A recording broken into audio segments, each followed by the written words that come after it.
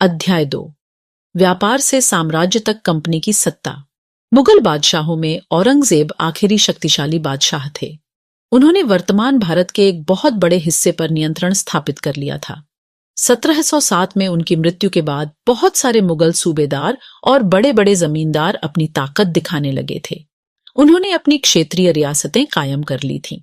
जैसे जैसे विभिन्न भागों में ताकतवर क्षेत्रीय रियासतें सामने आने लगी, दिल्ली अधिक दिनों तक प्रभावी केंद्र के रूप में नहीं रह सकी। 18वीं सदी के उत्तरार्ध तक राजनीतिक क्षितिज पर अंग्रेजों के रूप में एक नई ताकत उभरने लगी थी। क्या आप जानते हैं कि अंग्रेज पहल एक छोटी सी व्यापारिक कंपनी के रूप में भारत आए थे और यहाँ के इलाकों पर कब्जे में उनकी ज्यादा दिलचस्पी नहीं थी? तो फिर ऐसा कैसे हुआ कि एक दिन वे इस विशाल साम्राज्य के स्वामी बन बैठे? इस अध्याय में आप देखेंगे कि यह कैसे हुआ। चित्र में कैप्टन हडसन द्वारा बहादुर शाह जफर और उनके बेटों की गिरफ्तारी।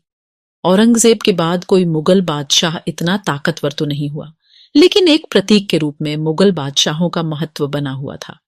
जब 1857 में ब्रिटिश शासन के विरुद्ध भारी विद्रोह शुरू हो गया, तो विद्रोहियों ने मुगल बादशाह बहादुर शाह जफर को ही अपना नेता मान लिया था। जब विद्रोह कुचल दिया गया तो कंपनी ने बहादुर शाह जफर को देश छोड़ने के लिए मजबूर कर दिया और उनके बेटों को जफर के सामने ही मार डाला। इस मानचित्र में आप 18वीं सदी में भारत तक आने वाले रास्ते देख सकते हैं। पूर्व में ईस्ट इंडिया कंपनी का आना। सन 1600 यानी 16वीं शताब्दी में ईस्ट इंडिया कंपनी ने इंग्लैंड की महारानी एलिजाबेथ प्रथम से चार्टर अर्थात इजाजतनामा हासिल कर लिया, जिससे कंपनी को पूरब से व्यापार करने का एकाधिकार मिल गया। इस इजाजतनामे का मतलब यह था कि इंग्लैंड की कोई और व्यापारिक कंपनी इस इलाके में ईस्ट इंडिया कंपनी से होड़ नहीं कर सकती थी। इस चार्टर के सहारे कंपनी समुद्र पार जाकर नए इलाकों को खंगाल सकती थी, वहां से सस्ती कीमत पर चीजें खरीदकर उन्हें यूरोप में ऊंची कीमत पर बेच सकती थी।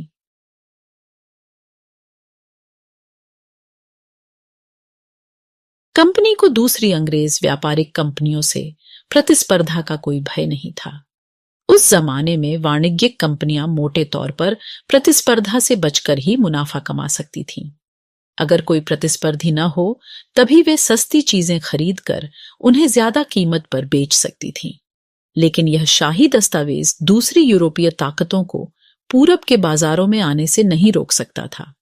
जब तक इंग्लैंड के जहाज अफ्रीका के पश्चिम तट को छूते हुए केप ऑफ गुड होप का चक्कर लगाकर हिंद महासागर पार करते, तब तक पुर्तगालियों ने भारत के पश्चिमी तट पर अपनी उपस्थिति दर्ज करा दी थी। वे गोवा में अपना ठिकाना बना चुके थे। पुर्तगाल के खोजी यात्री वास्को द गामा ने ही 1498 में पहली बार भारत तक पहुंचने के इस समुद्री मार्ग का पता लगाया था। 17वीं शताब्दी की शुरुआत तक डच भी हिंद महासागर में व्यापार की संभावनाएं तलाशने लगे थे। कुछ ही समय बाद फ्रांसीसी व्यापारी भी सामने आ गए। वाणिज्यिक एक ऐसा व्यावसायिक उद्यम जिसमें चीजों को सस्ती कीमत पर खरीदकर और ज्यादा कीमत पर बेचकर व्यापार के जरिए मुनाफा कमाया जाता है। समस्या यह थी कि सारी कंपनियां एक जैसी चीजें ही खरीदना चाहती थीं। यूरोप के बाजारों में भारत के बने बारीक सूती कपड़े और रेशम की जबरदस्त मांग थी। इनके अलावा काली मिर्च, लौंग, इलायची और दालचीनी की भी जबरदस्त मांग रहती थी। यूरोपीय कंपनियों के बीच इस बढ़ती प्रतिस्पर्धा से भारतीय बाजारों में इन चीजों की कीमतें बढ़ने लगीं और उनसे मिलने वाला मुनाफा गिरने लगा। अब इन व्यापारिक कंपनियों के फलने फूलने का यही एक रास्ता था कि वे अपनी प्रतिस्पर्धी कंपनियों को खत्म कर दें। लिहाजा बाजारों पर कब्जे की इस होड़ ने व्यापारिक कंपनियों के बीच लड़ाइयों की शुरुआत कर दी। 17वीं और 18वीं सदी में जब भी मौका मिलता, कोई सी एक कंपनी किसी दूसरी कंपनी के जहाज डुबो देती, रास्ते में रुकावटें खड़ी कर देती और माल से लदे जहाजों को आगे बढ़ने से रोक देती। यह व्यापार हथियारों की मदद से चल रहा था और व्यापारिक चौकियों को किलेबंदी के जरिए सुरक्षित रखा जाता था।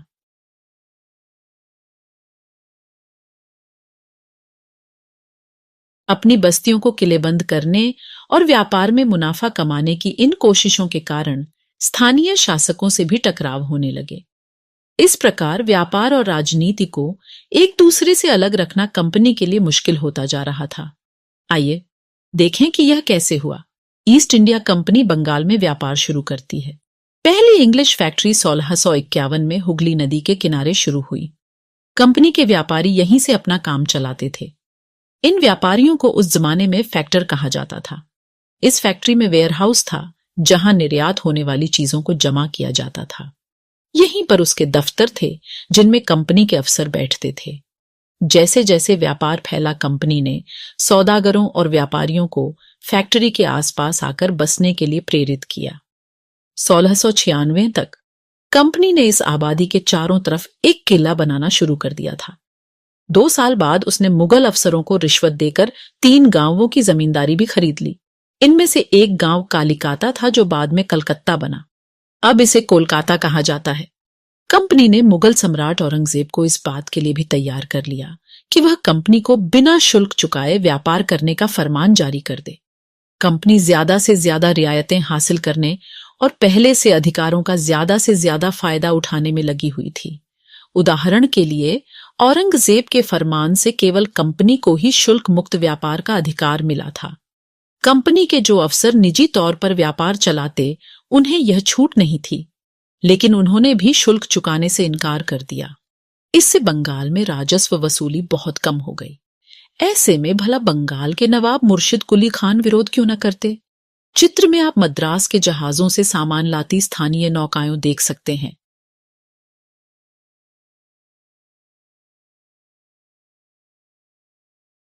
यह चित्र रॉबर्ट क्लाइव का है। व्यापार से युद्धों तक।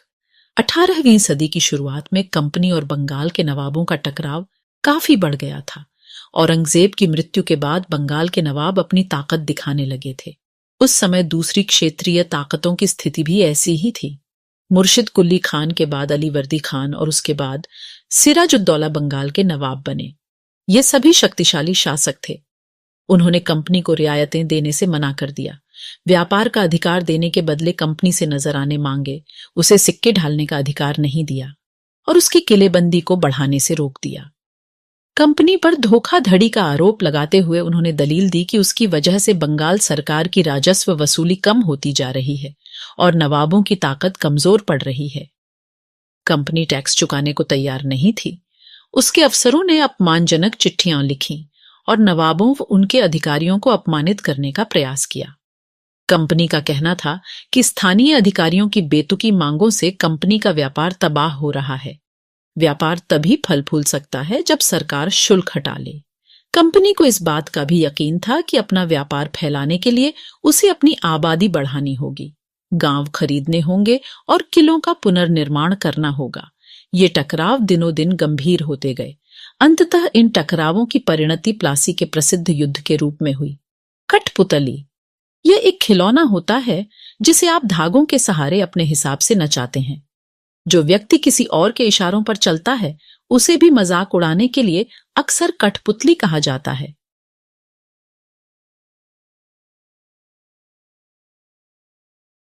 प्लासी का युद्ध 1756 में अलीवर्दी खान की मृत्यु के बाद सिराजुद्दौला बंगाल के नवाब बने।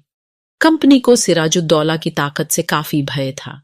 सिराजुद्दौला की जगह कंपनी एक ऐसा कठपुतली नवाब चाहती थी जो उसे व्यापारिक रियायतें और अन्य सुविधाएं आसानी से देने में आनाकानी न करे। कंपनी ने प्रयास किया कि सिराजुद्दौला के प्रतिद्वंद्वियों में से किसी को नवाब बना दिया जाए। कंपनी को कामयाबी नहीं मिली। जवाब में सिराजुद्दौला ने हुक्म दिया कि कंपनी उनके राज्य के राजनीतिक मामलों में टांग अड़ाना बंद कर दे, किलेबंदी रोके और बाकायदा राजस्व चुकाए। जब दोनों पक्ष पीछे हटने को तैयार नहीं हुए तो अपने 30,000 सिपाहियों के साथ नवाब ने कासिम बाजार में स्थित इंग्लिश फैक्ट्री पर हमला बोल दिया। नवाब की फौजों ने कंपनी के अफसरों को गिरफ्तार कर लिया, गोदाम पर ताला डाल दिया, अंग्रेजों के हथियार छीन लिए और अंग्रेजी जहाजों को घेरे में ले लिया।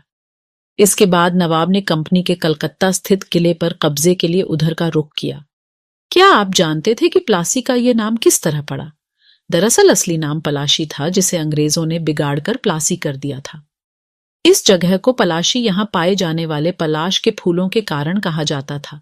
पलाश के खूबसूरत लाल फूलों से गुलाल बनाया जाता है जिसका होली पर इस्तेमाल होता है। कलकत्ता के हाथ से निकल जाने की खबर सुनने पर मद्रास में तैनात कंपनी के अफसरों ने भी रॉबर्ट क्लाइव के नेतृत्व में सेनाओं को रवाना कर दिया। इस सेना को नौसैनिक बेड़े की मदद भी मिल रही थी। इसके बाद नवाब के साथ लंबे समय तक सौदेबाजी चली। आखिरकार 1757 में रॉबर्ट क्लाइव ने प्लासी के मैदान में सिराजुद्दौला के खिलाफ कंपनी की सेना का नेतृत्व किया।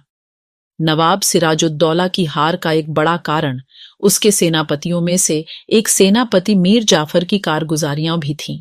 मीर जाफर की टुकड़ियों ने इस युद्ध में हिस्सा नहीं लिया। रॉबर्ट क्लाइव ने यह कहकर उसे अपने साथ मिला लिया था कि सिराजुद्दौला को हटाकर मीर जाफर को नवाब बना दिया जाएगा।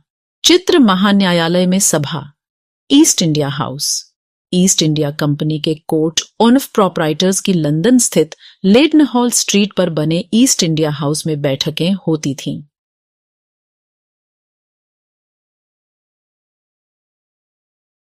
संपन्नता का आश्वासन।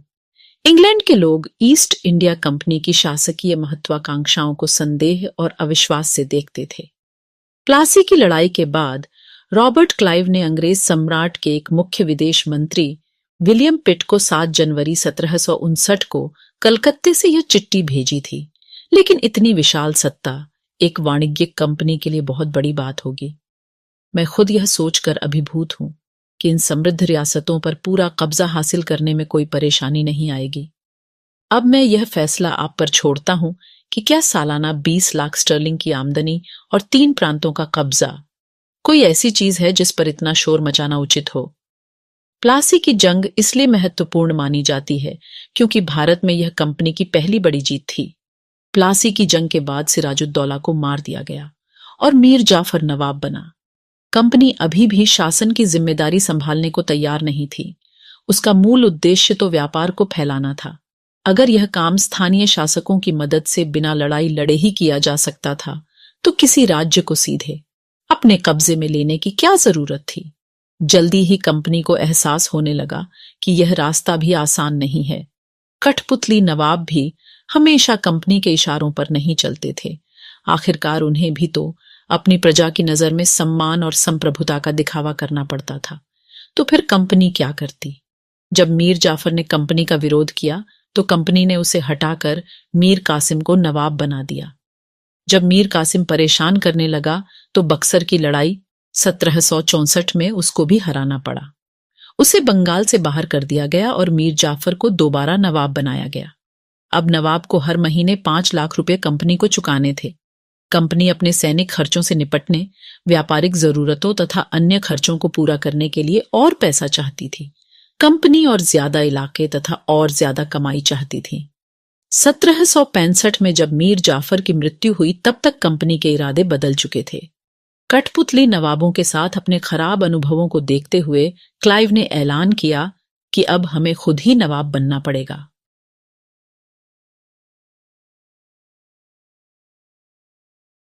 आखिरकार 1765 में मुगल सम्राट ने कंपनी को ही बंगाल प्रांत का दीवान नियुक्त कर दिया।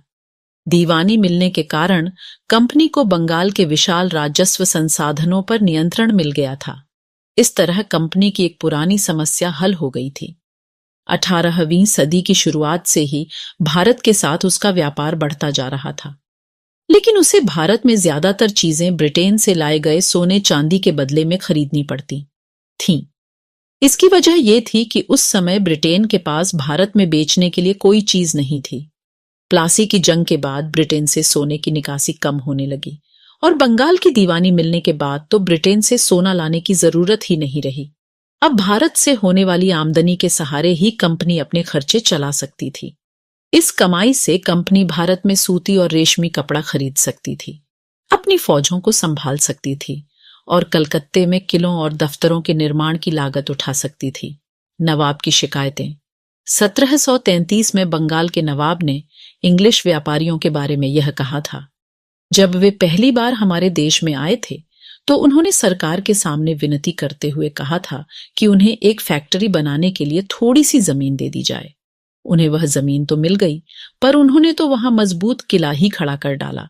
इसके चारों तरफ गड्ढे बना दिए जो नदी से जुड़ते हैं।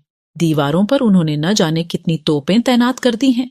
उन्होंने बहुत सारे सौदागरों और अन्य लोगों को अपने मातहत रहने के लिए तैयार कर लिया है और वह 1 लाख रुपए राजस्व वसूल कर रहे हैं। वे असंख्य औरतों और मर्दों को उनके ही देश में गुलाम बनाकर लूट खसोट रहे हैं। कंपनी के अफसर नवाब बन बैठे। नवाब बनने का क्या मतलब था? इसका एक मतलब तो यही था कि कंपनी के पास अब सत्ता और ताकत थी, लेकिन इसके कुछ और फायदे भी थे। कंपनी का हर कर्मचारी नवाबों की तरह जीने के ख्वाब देखने लगा था।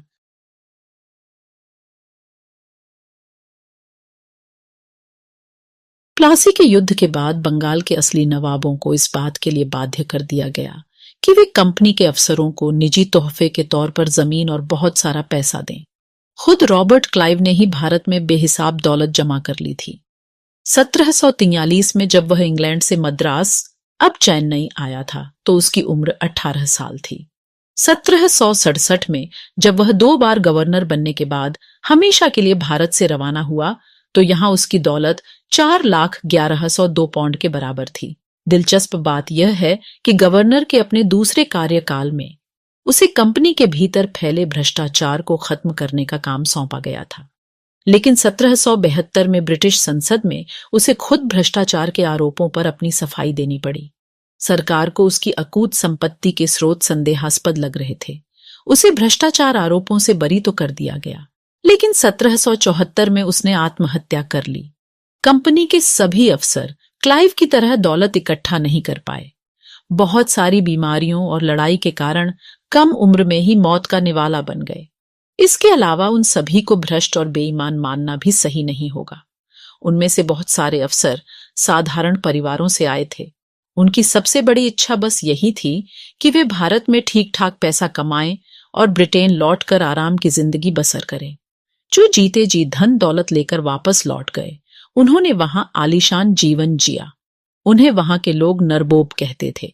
यह भारतीय शब्द नवाब का ही अंग्रेजी संस्करण बन गया था।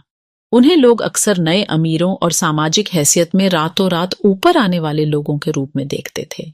नाटकों और कार्टूनों में उनका मजाक उड़ाया जाता था।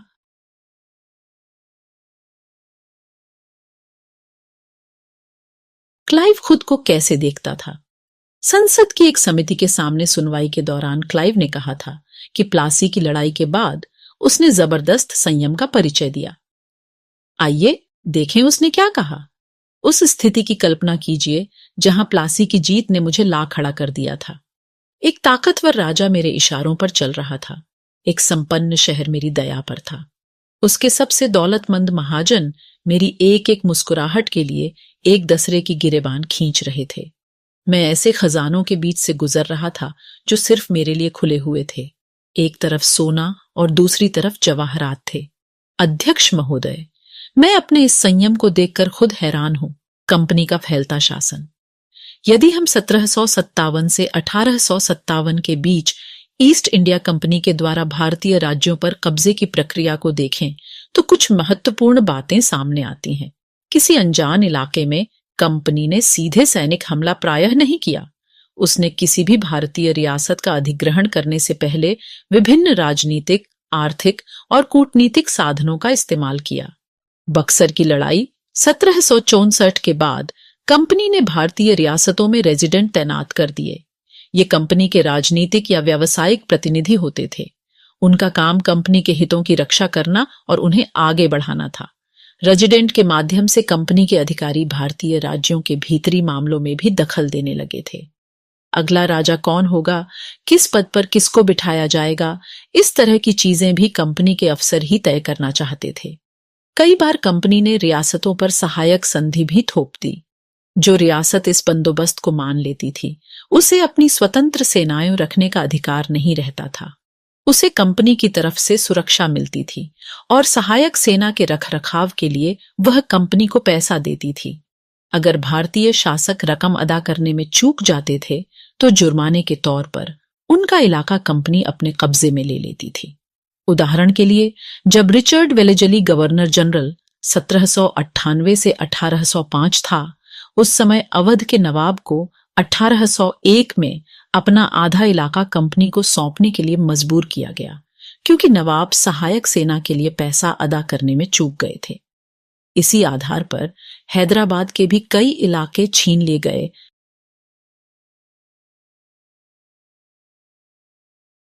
चित्र में नवाब शुजाउद्दौला अपने बेटों और ब्रिटिश रेजिडेंट के साथ खड़े। बक्सर की लड़ाई के बाद हुई संधियों के फलस्वरूप नवाब शुजाउद्दौला के ज्यादातर अधिकार छिन गए थे, लेकिन यहां वह रेजिडेंट के सामने अपनी चिर परिचित शाही शान और शौकत के साथ दिखाई दे रहे हैं। रेजिडेंट की ताकत क्या होती थी? कंपनी द्वारा नियुक्त किए गए रेजिडेंट्स के बारे में स्कॉटलैंड के प्रसिद्ध अर्थशास्त्री और राजनीतिक दार्शनिक जेम्स मिल ने यह कहा था, दरअसल रेजिडेंट रियासत का राजा होता है। हम उसे हस्तक्षेप की मनचाही निषेधाज्ञा के तहत काम करने की छूट देते हैं। जब तक स्थानीय राजा पूरी तरह अधीनस्थ रहता है और रेजिडेंट यानी ब्रिटिश सरकार के माफिक काम करता है तो चीजें आराम से चलती रहती हैं। शास के कामों में रेजिडेंट की दखलंदाजी के बिना सब कुछ चल जाता है। जब भी कुछ अलग तरह का घटता है, जब भी राजा कोई ऐसा रास्ता अपनाता है जिसे ब्रिटिश सरकार गलत मानती है, तो टकराव और उथल पुथल पैदा हो जाती है। टीपू सुल्तान, शेर मैसूर। जब कंपनी को अपने राजनीतिक और आर्थिक हितों पर खतरा दिखाई दिया तो कंपनी ने प्रत्यक्ष सैनिक टकराव का रास्ता भी अपनाया। दक्षिण भारतीय राज्य मैसूर के उदाहरण से यह बात समझी जा सकती है। हैदर अली, शासनकाल 1761 से 82, और उनके विख्यात पुत्र टीपू सुल्तान, शासनकाल 1782 से 99, जैसे शक्तिशाली शासकों के नेतृत्व में मैसूर काफी ताकतवर हो चुका था। मालाबार तट पर होने वाला व्यापार मैसूर रियासत के नियंत्रण में था, जहां से कंपनी काली मिर्च और इलायची खरीदती थी। 1785 में टीपू सुल्तान ने अपनी रियासत में पड़ने वाले बंदरगाहों से चंदन की लकड़ी, काली मिर्च और इलायची का निर्यात रोक दिया। सुल्तान ने स्थानीय सौदागरों को भी कंपनी के साथ कारोबार करने से रोक दिया था। टीपू सुल्तान ने भारत में रहने वाले फ्रांसीसी व्यापारियों से घनिष्ठ संबंध विकसित किए और उनकी मदद से अपनी सेना का आधुनिकीकरण किया। चित्र में आप देख सकते हैं टीपू सुल्तान के बेटों को बंधक के रूप में कॉर्नवालिस के सामने पेश किया जा रहा है।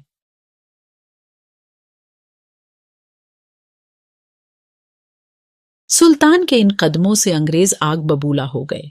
उन्हें हैदर अली और टीपू सुल्तान बहुत महत्वाकांक्षी, घमंडी और खतरनाक दिखाई देते थे।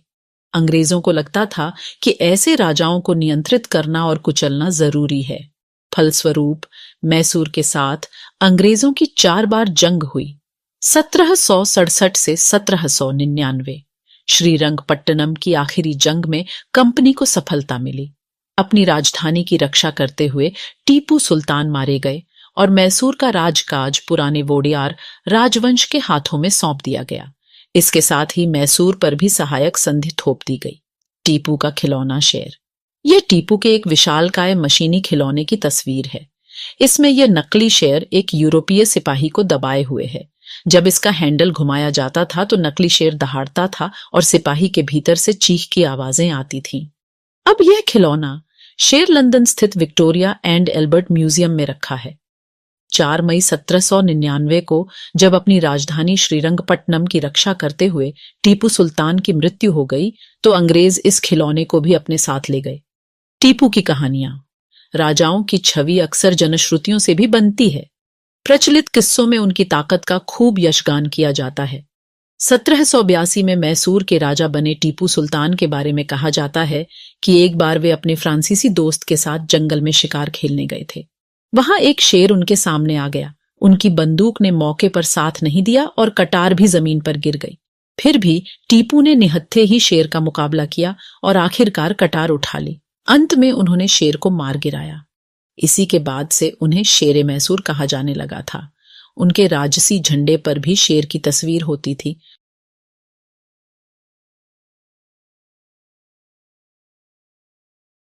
मराठों से लड़ाई। 18वीं शताब्दी के आखिर से कंपनी मराठों की ताकत को भी काबू और खत्म करने के बारे में सोचने लगी थी। 1761 में पानीपत के तीसरे संघर्ष के बाद मराठा शक्ति विकेंद्रित होकर स्थानीय सत्ता के रूप में उभरी। उन्हें कई राज्यों में बांट दिया गया।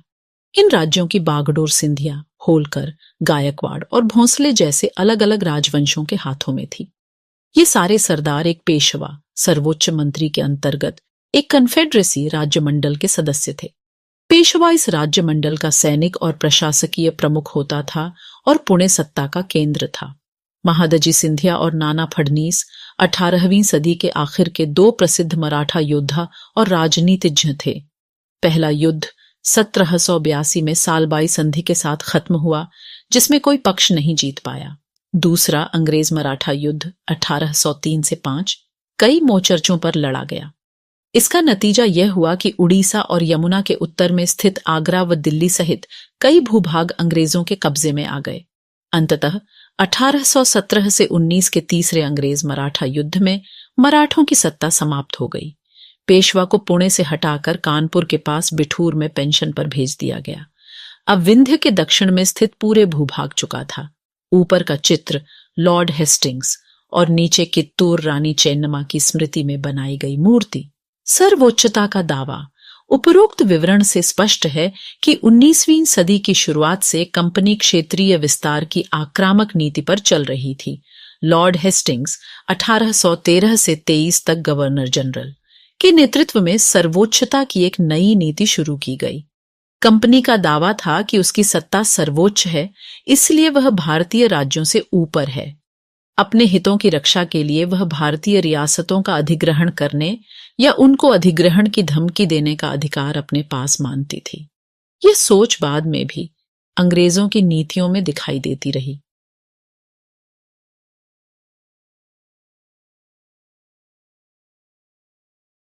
लेकिन यह प्रक्रिया बेरोक टोक नहीं चली। उदाहरण के लिए, जब अंग्रेजों ने कित्तूर, फिलहाल कर्नाटक में, के छोटे से राज्य को कब्जे में लेने का प्रयास किया, तो रानी चेन्नम्मा ने हथियार उठा लिए और अंग्रेजों के खिलाफ आंदोलन छेड़ दिया। 1824 में उन्हें गिरफ्तार किया गया और 1829 में जेल में ही उनकी मृत्यु हो गई।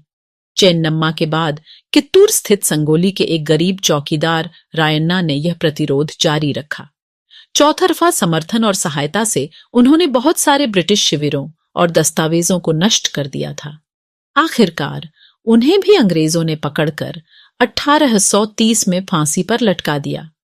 प्रतिरोध के ऐसे कई दूसरे उदाहरण आप इस किताब में आगे पढ़ेंगे। 1830 के दशक के अंत में ईस्ट इंडिया कंपनी रूस के प्रभाव से बहुत डरी हुई थी। कंपनी को भय था कि कहीं रूस का प्रभाव पूरे एशिया में फैलकर उत्तर पश्चिम से भारत को भी अपनी चपेट में न ले ले।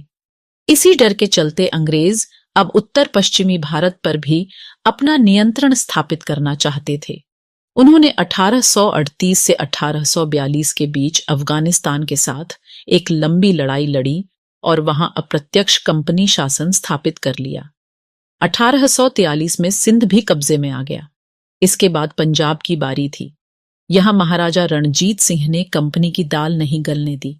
1839 में उनकी मृत्यु के बाद इस रियासत के साथ दो लंबी लड़ाइयां हुईं और आखिरकार 1849 में अंग्रेजों ने पंजाब का भी अधिग्रहण कर लिया। चित्र महाराजा रणजीत सिंह का दरबार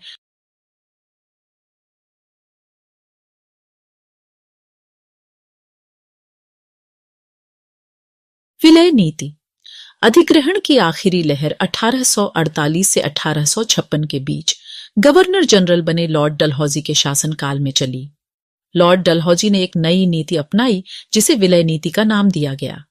यह सिद्धांत इस तर्क पर आधारित था कि अगर किसी शासक की मृत्यु हो जाती है और उसका कोई पुरुष वारिस नहीं है, तो उसकी रियासत हड़प कर ली जाएगी, यानी कंपनी के भूभाग का हिस्सा बन जाएगी। इस सिद्धांत के आधार पर एक के बाद एक कई रियासतें सतारा 1848, संबलपुर 1850, उदयपुर 1852, नागपुर 1853 और झांसी 1854 अंग्रेजों के हाथ में चली गई। आखिरकार 1856 में कंपनी ने अवध को भी अपने नियंत्रण में ले लिया। इस बार अंग्रेजों ने एक नया तर्क दिया। उन्होंने कहा कि वे अवध की जनता को नवाब के कुशासन से आजाद कराने के लिए कर्तव्य से बंधे हुए हैं, इसलिए वे अवध पर कब्जा करने को मजबूर हैं। अपने प्रिय नवाब को जिस तरह से गद्दी से हटाया गया, उसे देखकर लोगों में गुस्सा भड़क उठा और अवध के लोग भी 1857 के महान विद्रोह में शामिल हो गए।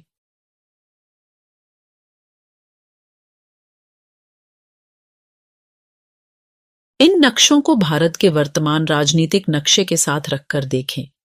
तीनों नक्शों में उन इलाकों की पहचान करें जो ब्रिटिश शासन के अंतर्गत नहीं थे। यहां पीला रंग ब्रिटिश शासन के अधीन क्षेत्र को दर्शाता है तथा लाल रंग उस क्षेत्र को दर्शाता है जो ब्रिटिश शासन का दिन नहीं था। इनमें पहला मानचित्र 1797 के समय का है। इनमें दूसरा मानचित्र 1840 के समय का है।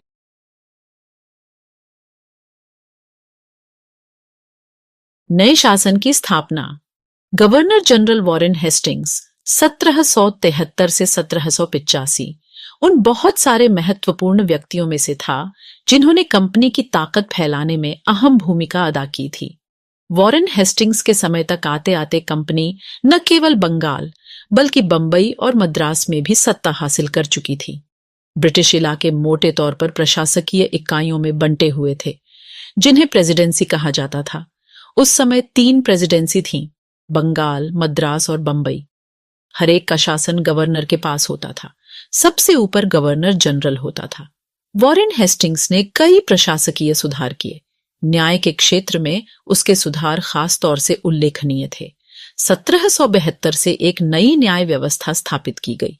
इस व्यवस्था में प्रावधान किया गया कि हर जिले में 2 अदालतें होंगी, फौजदारी अदालत और दीवानी अदालत। दीवानी अदालतों के मुखिया यूरोपीय जिला कलेक्टर होते थे। मौलवी और हिंदू पंडित उनके लिए भारतीय कानूनों की व्याख्या करते थे। फौजदारी अदालतें अभी भी काजी और मुफ्ती के ही अंतर्गत थीं, लेकिन वे भी कलेक्टर की निगरानी में काम करते थे।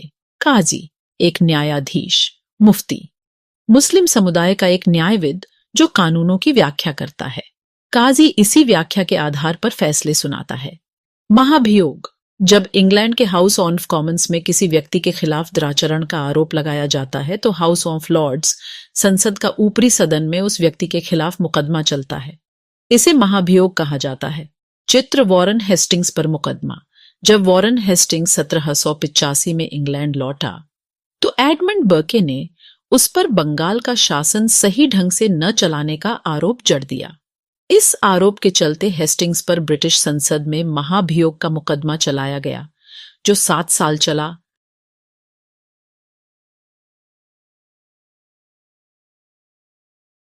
एक बड़ी समस्या यह थी कि ब्राह्मण पंडित धर्मशास्त्र की अलग अलग शाखाओं के हिसाब से स्थानीय कानूनों की अलग अलग व्याख्या कर देते थे।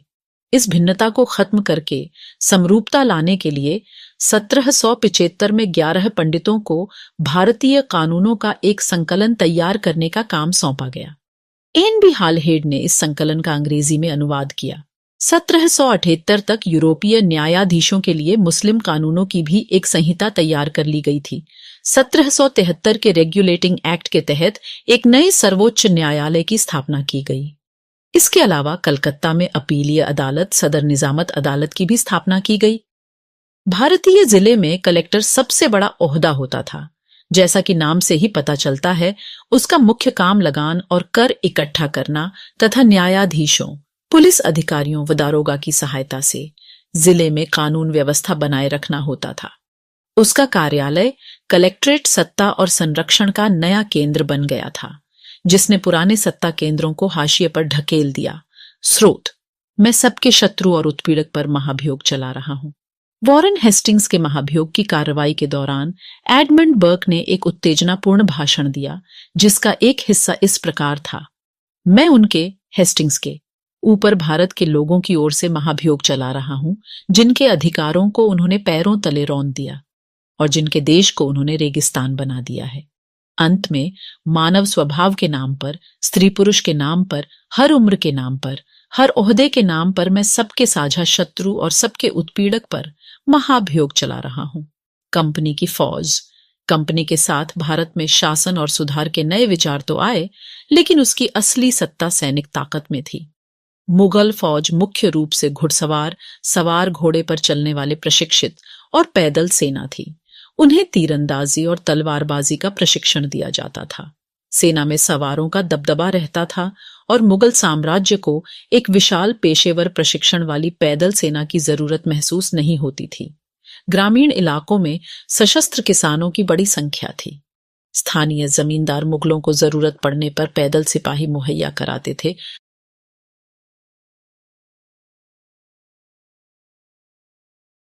18वीं सदी में जब अवध और बनारस जैसी रियासतों में किसानों को भर्ती करके उन्हें पेशेवर सैनिक प्रशिक्षण दिया जाने लगा तो यह सूरत बदलने लगी। ईस्ट इंडिया कंपनी ने जब अपनी सेना के लिए भर्ती शुरू की तो उसने भी यही तरीका अपनाया। अंग्रेज अपनी सेना को सिपॉय, जो भारतीय शब्द सिपाही से ही बना है, आर्मी कहते थे। 1820 के दशक से जैसे जैसे युद्ध तकनीक बदलने लगी, कंपनी की सेना में घुड़सवार टुकड़ियों की जरूरत कम होती गई। इसकी वजह यह थी कि ब्रिटिश साम्राज्य बर्मा, अफगानिस्तान और मिस्र में भी लड़ रहा था, जहां सिपाही मस्केट, तोड़ेदार बंदूक और मैचलॉक से लैस होते थे। कंपनी की सेना के सिपाहियों को बदलती सैनिक आवश्यकताओं का ध्यान रखना पड़ता था और अब उसकी पैदल टुकड़ी ज्यादा महत्वपूर्ण होती जा रही थी। धर्मशास्त्र, संस्कृत की ऐसी कृतियां जिनमें सामाजिक तौर तरीकों और आचरण के सिद्धांतों की व्याख्या की जाती है। ये धर्मशास्त्र ईसा पूर्व 500 वर्ष से भी पहले लिखे गए थे।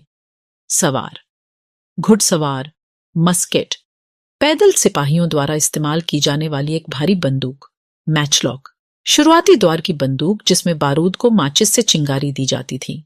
चित्र कंपनी के लिए काम करने वाला बंगाल का एक सवार, मराठों और मैसूर के साथ हुए युद्धों के बाद कंपनी को अपनी घुड़सवार टुकड़ियों को मजबूत करने की अहमियत समझ में आने लगी थी।